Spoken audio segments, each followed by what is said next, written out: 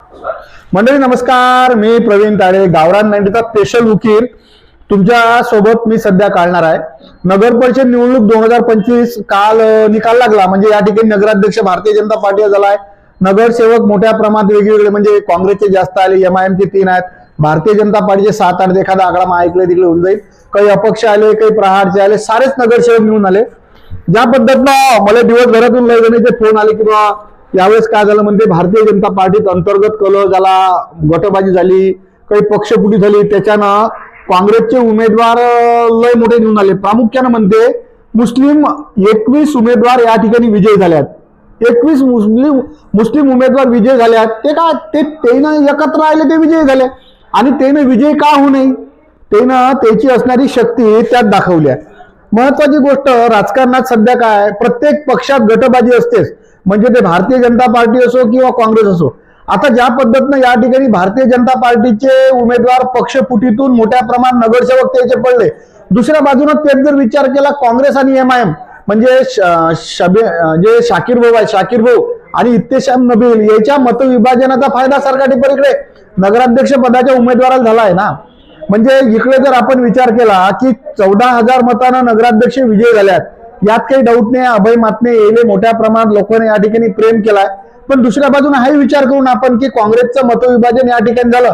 काँग्रेसचं झालेलं मतविभाजन इकडे MIM नंबर 2 वर राहिली, भारतीय जनता पार्टी इकडे 1 वर आली. इत्तेशाम नबील जे भाऊ आहेत हे 3 नंबरवर आले. हे राजकारण आहे. या राजकारणामधल्या काळात मला एक शाकीर भाऊ मध्यंतरी एका त्याची माझी मुलाखत झाली, मी त्याला म्हटलं होतं की का हो शाकीर भाऊ, म्हटलं की तुम्हाला असं वाटत नाही का की तुम्ही दोघे जण एकत्र येऊन या तुमच्या पक्षफुटीवर किंवा मतफुटीवर कधीतरी निर्णय घ्यायला पाहिजे. शाकीर भाऊ सारख्या एका, म्हणजे फार काही त्या माणसाचं राजकीय तजुर्बा आहे का नाही मला माहित नाही, पण इतकं परिपक्व त्याचं विधान होतं. मग ऐसा तो होगा तर म्हणे चुनाव नाही होंगे. राजकारण आहे आणि पॉलिटिक्स असा गोष्ट आहे, पॉलिटिकल जे टिकल ते पॉलिटिकल. त्याच्यानं की बाबा 21 मॉमिडेन निवडून आले हे झालं, ह्या गोष्टी म्हणजे विचार करण्यासारख्या बिलकुल. हा लोकशाहीचा विजय आहे. म्हणजे याचा अर्थ भारतीय जनता पार्टीनं EVM हॅक केले नाहीत, हा एक क्लिअर होते ना. आणि त्याच्या मागे आज 21 जे मॉमिडेन उमेदवार निवडून आले असतील, याच्या मागे समाजानं काहीतरी पाहूनच त्याला वोटिंग केली ना, की बा हा माणूस निवडून आल्यानंतर आपल्या वार्डाचा काहीतरी विकास करील, शहराचा विकास करील. नगराध्यक्ष पदासाठी पडलेले भारतीय जनता पार्टीने त्याच वार्डात मतदान, पण त्याच्यापेक्षा कमी मतदानी नगरसेवकासाठी इकडे खाली भारतीय जनता पार्टीला पडल्यात. एक वार्ड क्रमांक 20 जर सोडला तर बाकीच्या जवळपास ठिकाणी, जर वार्ड क्रमांक 3 मध्ये तिन्ही BJP चाले आहेत म्हणा, बाकीच्या वार्डात नगराध्यक्ष पदाला भारतीय लोकांना सौभाग्यवती रुपाली अभय मातने याचा चेहरा निवडलाय. आणि बाकीचा तेले जो यथावक चेहरा वाटला तेले या ठिकाणी लोकांनी विजय केलाय. म्हणजे राजकारणात ह्या गोष्टी होतातच. म्हणजे पक्षांतर्गत मतभेद, तिकीट वाटप आणि स्थानिक स्वराज्य संस्थेत साऱ्यात मोठा जर विषय असेल या ठिकाणी चालते तुम्ही लोकल काय करता, तुम्ही तुमच्या वार्डात तुमचा चेहरा कसा, याच्यावर साऱ्यात जास्त लोकांचं लक्ष असते. यात विषय की बाबा मॉमिडेन 21 उमेदवार आले, हा सब्जेक्ट म्हणजे चर्चेचा आहे का नाही आहे याचा विचार त्या भारतीय जनता पार्टीने करा. ज्या पद्धतीनं मला आज लय मोठ्या प्रमाणात लोकांचे फोन आले की भारतीय जनता पार्टीनं खालची तिकीट वाटपांनी पर्पजपणा केला, तो भारतीय जनता पार्टीनं या गोष्टीचा विचार करायला पाहिजे की खरंच आपल्या हातून या काही चुक्या झाल्यात का. आणि ह्या जर चुक्या त्यानं केल्या असतील तर याचा दुष्परिणाम त्याला येणाऱ्या आगामी जिल्हा परिषद निवडणुका आहेत, पंचायत समित्या निवडणुका येईल नक्की भोगावं लागणार आहे. आणि ज्या पद्धतीनं शहराचा जर विचार केला, शहरात आज एक भव्य मोठी जी रॅली आहे नगराध्यक्ष पदाच्या, ज्या नगराध्यक्ष झाल्या सौभाग्यवती रुपाली अभय मातने याची भल्ली मोठी रॅली निघाली आहे. याच्यात तर मी पाहिलं की म्हणजे तो अपक्ष म्हणून आलेला नगरसेवकही त्या रॅलीत मध्ये नाचताना दिसून राहिला.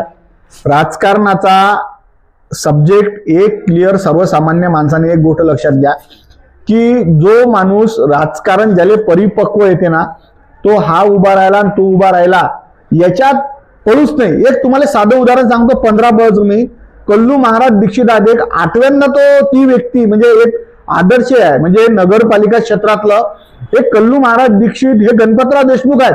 यावेळेस त्याच्या विरोधात मधलं 7-8 जण उभे होते. इतकं असूनही त्या ठिकाणी कल्लू महाराज दीक्षित सारखा माणूस कोण विजय झाला, याचा काहीतरी आपल्याला विचार करावा लागेल ना. तुम्ही सांगता की हा उभा राहिला म्हणून तो पडला, तो उभा राहिला म्हणून तो पडला. मग 7 माणसं 15 ब मध्ये उभे राहून हे कल्लू महाराज दीक्षित सारखे एक वयोवृद्ध माणूस निवडून काय येते? त्याला म्हणतात राजकारण. राजकारणात तुम्ही दिलेलं योगदान, तुम्ही केलेलं काम, तुमचा असणारा चेहरा, तुमचा असणारी उपस्थिती, तुमचं असणारं काम, या साऱ्या ज्या गोष्टी आहेत ना, याचे वार्डातले लोक विचार करतात. कल्लू महाराज दीक्षितचा एक लय मोठा अनुभव या पद्धतीनं चर्चा होताना त्यानं घ्या. असं व्यक्तिमत्व आहे की ज्या माणसानं त्याच्या उभ्या आयुष्यात 125 ते 140 लोक सरकारी नोकरीवर लावले नगर परिषदमध्ये. आज नगर परिषदमध्ये लय जे चेहरे आता रिटायर होणार ना, हे कल्लू महाराज दीक्षित यायची पुण्य आहे. नाही तर या ठिकाणी तर काही ठिकाणी कानावर हे गोष्ट आली की तिकीट वाटपासाठी पैशाची मोठ्या प्रमाणात देवाणघेवाण झाली आहे. इव्हन प्रत्येक पक्षात देवाणघेवाण झाली. त्याचे काही कॉल रेकॉर्डिंग मागवले की तुम्ही एक काम करा. आणि दुसरी गोष्ट, मी त्या पक्षाचं नाव नाही घेत. अरे बी फॉर्म कोणाच्या नावानं आला, व्हाईटनर लावून तो बी फॉर्म कोणाच्या नावानं गेला? मग ह्या गोष्टी राजकारणात होतात. आणि देवाणघेवाणचा जो सब्जेक्ट आहे, हा देवाणघेवाणचा सब्जेक्ट राजकारणासाठी घातक आहे. एका बाजूने तुम्ही जर विचार केला खासदारकीसाठी आमदारकीसाठी युवा स्वाभिमान भारतीय जनता पार्टीची युती होती. म्हणजे तुम्ही निवडून यासाठी तुम्ही बरोबर युती करता आणि इकडे कार्यकर्ते एकामेकाच्या विरोधात भांडवता. या गोष्टीचा कोणी विचार करत नाही काय? म्हणजे आज जर आपण विचार केला, ते एक काय त्याचं नाव, शुभम पुरोहित झाले. या माणसाचं भारतीय जनता पार्टीत ते विभाजन झालं. त्या ठिकाणी काँग्रेसची सीट आली. 4 नंबरमध्ये कुंदन यादव उभे होते, ते पुरोहित उभे होते. याचं मतविभाजन झालं आणि ते तिकडे निवडून आले. आणि त्याच्यानंतर 4 मध्ये ती गोष्ट 3 मधला तोच विषय झालाय. राजू लोहियाचा आणि युवा स्वाभिमानचा असणारा चेहरा ते त्या ठिकाणी पराभूत झाले. त्या ठिकाणी तर मोहन ठाकूर सारख्या माणसाला तिकीट दिलं गेलं नाही आहे. भारतीय जनता पार्टीच्या माणसाला त्या ठिकाणी नाकारला आहे. म्हणजे त्या ठिकाणी मोहन ठाकूर भाऊ सारखं एक व्यक्तिमत्व निवडून आलं. राजकारणात ह्या गोष्टी एकदम इझी टू बेल आहेत. आणि या गोष्टीला तुम्ही 21 नॉमिनेट म्हणता. अरे MIMचे 3 आमदार हे नगरसेवक या ठिकाणी आले आहेत ना. म्हणजे शाकीर गुल हसन जे आहेत, शाकीर दादा, यानं ज्या पद्धतीनं त्याचा प्रचार केला, 18,000 मतं त्याच्या मागात. आणि मी माझ्या एका पहिल्या अनालिसिस मध्ये उज्ज्वल पाटलासोबत जे अनालिसिस केलं होतं त्यात सांगितलं होतं की यावेळेची निवडणूक हे पक्ष पाहून होणार नाही, चेहरा पाहून होणार आहे. तरी लोकांच्या लक्षात नाही आलं. जे चेहरे होते, कल्लू महाराज दीक्षित त्याचं ज्वलंत उदाहरण आहे, विकी सोनपुरेचं ज्वलंत उदाहरण आहे. तो अक्षय पखाले त्या चेहरा पाहून लोकांनी मतदान केलं, पद्मिनी भेंडे त्याला मतदान केलं, चिंटूभाऊ गौरिया तसेच निवडून चेहरा पाहून वोटिंग झाला. हेच काय 10 ब मधल्या सौभाग्यवती सुशीला इंगळे हे तशाच निवडून आले ना. तुमचा चेहरा पाहून लोकांनी मतदान केला. खाली लोकांनी पक्ष पाहिला नाही, खाली पाहिलाय चेहरा आणि वर पाहिलाय चेहरा. म्हणून यावेळेची स्थानिक स्वराज्य संस्थेची निवडणूक भारतीय जनता पार्टी म्हणून बिलकुल मले झाली नाही असं वाटतं. खालची निवडणूक काँग्रेस म्हणून झाली नाही आहे. शाकीर गुल हसन दादा जे आहेत त्याला किती वोटिंग आहे? 17,000 समथिंग वोटिंग आहे, 18,000च्या आसपास वोटिंग आहे. आणि इकडे 12,000 वोटिंग आपले इफ्तेशाम नबील दादा त्याच्या लक्ष्मीला बी झालाय. म्हणजे ह्या गोष्टी राजकारणात मतविभाजन होते. आणि या मतविभाजनाची जेव्हापर्यंत तुम्हाला समीकरण समजता येणार नाही तेव्हापर्यंत राजकारणात या गोष्टी होणार नाहीत. एक परिपक्व राजकारणी म्हणून यूज टू व्हा, विजय पराजय हा गोष्ट होत राहते. 19 ब मधली तेच गोष्ट की त्या ठिकाणी आमचे एक पत्रकार मित्र जे आहेत फिरोज खान दादा ते निवडून आले. त्या ठिकाणी मोठा गोंधळ झाला की यार ये खडा उभा इसकी चुन घ्या. हा विषय काहीच नसते. राजकारणात जर तुम्हाला परिपक्व राहायचं असेल तर या ठिकाणी एक व्यक्तिमत्व आहे, ते म्हणजे या ठिकाणी असणारे कल्लू महाराज दीक्षित. याचा तुम्ही आदर्श घ्या. ती व्यक्ती अपक्ष म्हणून 7व्यांदा 8व्यांदा निवडून कशी येते?